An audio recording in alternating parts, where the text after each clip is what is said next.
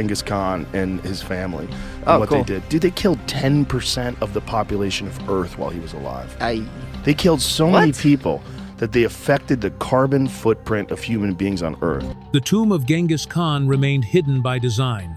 Rivers were diverted, forests planted, and those who buried him vanished forever. Even legends of its location were deliberate deceptions. Historians searched in vain, until now, when the impossible happened. The tomb was opened, and what lay inside stunned the world. If you want to uncover the full truth of what they found, don't forget to like this video, subscribe, and join us at the secret discovery, because what lies beneath may change everything we thought we knew. Rising from exile and betrayal, Temujin, later known as Genghis Khan, united the fractured Mongol tribes in the early 13th century. He built a revolutionary army organized by merit, not bloodline, using units of tens, hundreds, and thousands. His mounted archers mastered lightning raids, feigned retreats, and psychological warfare that made cities surrender without resistance. Between 1207 and 1225, he stormed through Western Xia, Jin China, and the Khwarezmian Empire. When the Shah murdered his envoys, Genghis unleashed a wave of destruction. Samarkand, Bukhara, and countless others were reduced to ruins. His terror was not madness, but strategy. Entire nations yielded at the mere sound of his cavalry, fearing the devastation that resistance would bring. Yet conquest alone did not define Genghis Khan's reign. He was also a visionary statesman. Through his legal code, the Yasa, he enforced discipline, safeguarded diplomats and merchants, and granted religious freedom, an unprecedented policy for the age. From conquered lands, he drew administrators, scholars, and engineers, Muslims, Chinese, Persians, who helped forge a merit-based bureaucracy, secure trade routes, and the vast Yam postal system bound the empire from the Pacific to the Caspian, ushering in the Pax Mongolica. Commerce thrived, the Silk Road flourished, and ideas, faiths, and technologies spread across Eurasia with a freedom never seen before. But his death brought an end to this era of power, and with it, a mystery that still endures. While leading a campaign against the Western Xia dynasty, Genghis Khan, the greatest conqueror of his time, suddenly died. The date is uncertain, some placing it on August 18, others on August 25, but all agree that the circumstances remain clouded in secrecy. Legends multiplied. Some said he fell to illness in the unforgiving steppe, others that an enemy arrow struck him down.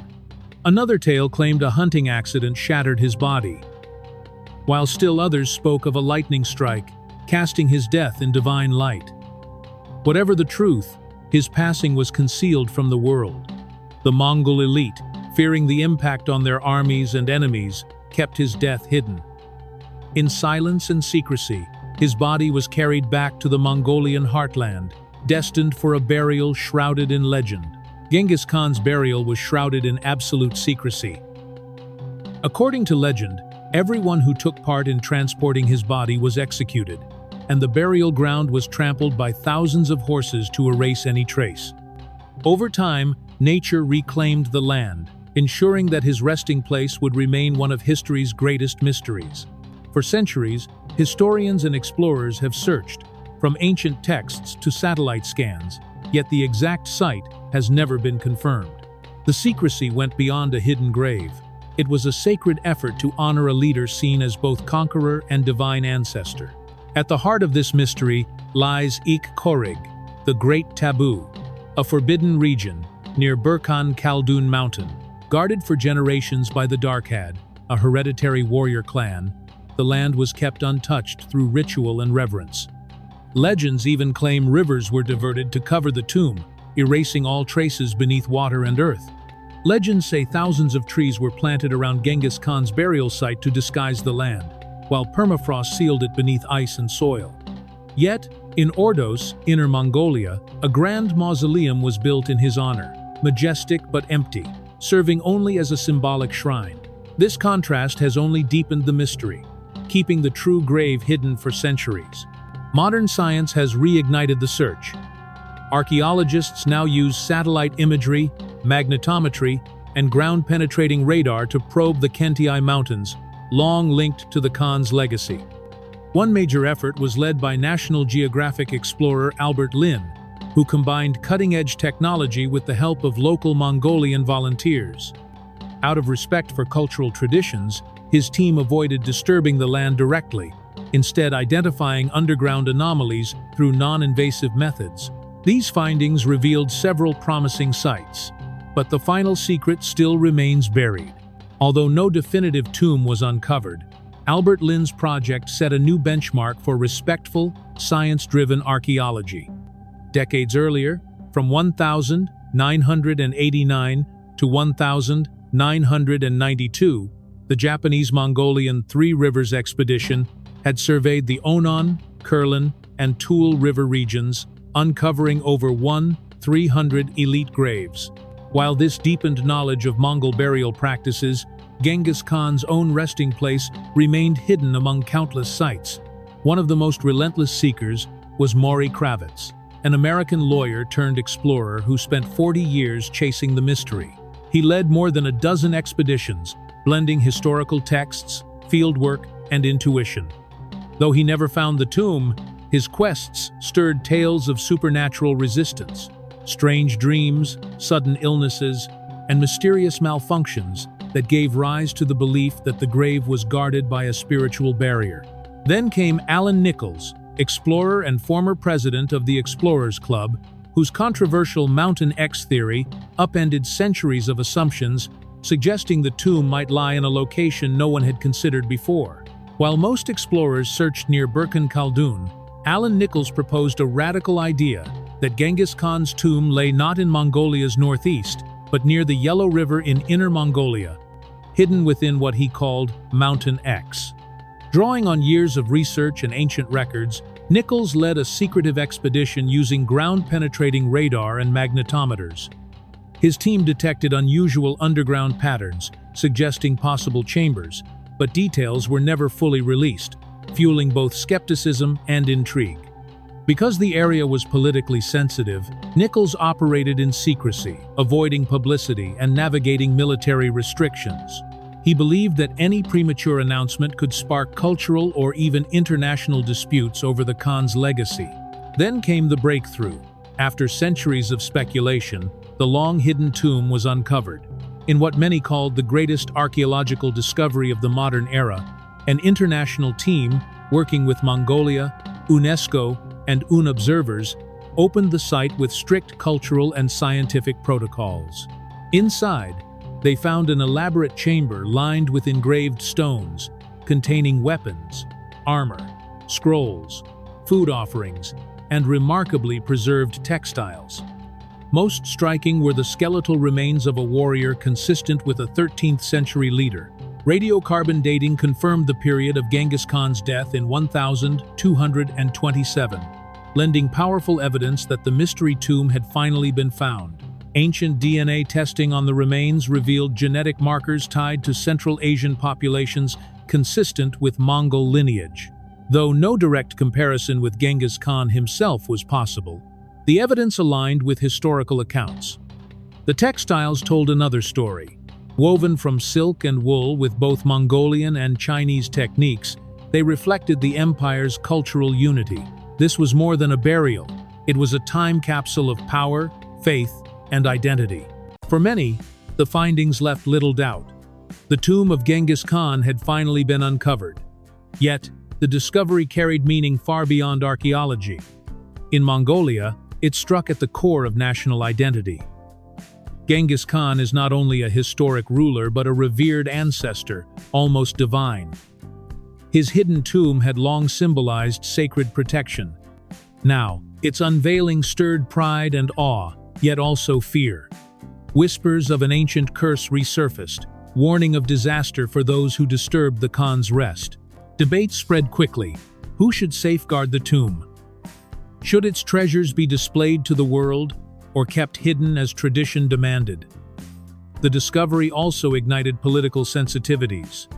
In Inner Mongolia, ethnic Mongols saw it as a source of pride, but also a flashpoint under Chinese rule. Russia, with its own historic ties to the empire, showed interest as well. Meanwhile, Western scholars celebrated what could be the greatest archaeological find of modern times. The chance to study artifacts, DNA, and burial customs of the Mongol Empire promised breakthroughs in history and science. Yet even here, excitement was tempered by the need for caution and respect. For the Mongols, this was not just history uncovered. It was the spirit of their great Khan rising once more. The discovery sparked a sharp tension between scientific ambition and cultural reverence. For Mongolia, it became a profound moment of soul-searching. Was this the long-awaited fulfillment of a historic quest, or the violation of sacred ground guarded for centuries? For the rest of the world, it served as a stark reminder that the past is not just relics and records, but a living force carried in the beliefs, traditions, and emotions of those who still call Genghis Khan their ancestor. This was no ordinary find. It shattered assumptions about history, and is already reshaping how we view the future in ways few imagined. What does this discovery mean for the future? The revelation of what many believe to be Genghis Khan's tomb has sent shockwaves across the globe. Yet beyond the awe and excitement lies a flood of difficult questions surrounding ethics, heritage, preservation, and the role of science itself. As archaeologists study the bones and relics sealed for centuries, a greater dilemma emerges. How should humanity treat a discovery that is at once an unparalleled historical treasure and a deeply sacred site? Among all the issues it raises, the question of ethics now looms as the most pressing. The site represents far more than an archaeological treasure. It carries immense spiritual weight for the Mongolian people. For generations, the tomb was safeguarded by secrecy, tradition, and myth, remaining untouched out of deep reverence. Many still believe it to be sacred, warning that disturbing it could bring dire spiritual consequences. Legends of ancient curses persist, and some already fear that opening the tomb has unsettled a fragile balance. For Mongolians, this is not simply about history, it is about the living soul of their nation. The central question arises: should the pursuit of knowledge come at the expense of violating sanctity? This is where heritage stewardship takes center stage. Responsibility now rests not only with archaeologists, but also with the Mongolian state, spiritual leaders, and international organizations such as UNESCO. Together, they must ensure that dignity is preserved even as discovery unfolds. Several options have been raised. Some advocate for reburial, a respectful step consistent with Mongolian tradition. Others propose a protective structure to shield the site while preserving access for future study. A particularly sensitive suggestion is allowing the Dark Had, the hereditary guardians of royal graves, to continue their ancient duty. By re-establishing their rituals, a sense of cultural continuity could be maintained. Conservationists also propose carefully curated museum exhibits, where select relics could be displayed with context and reverence, prioritizing education over spectacle. Beyond Mongolia, voices in the West have joined the debate. On the Joe Rogan Experience, Joe Rogan marveled at the scale of the find and reflected on how it challenges long-accepted narratives. While fascinated by the role of modern technology in uncovering such mysteries, he also warned of the risks of disturbing sacred sites.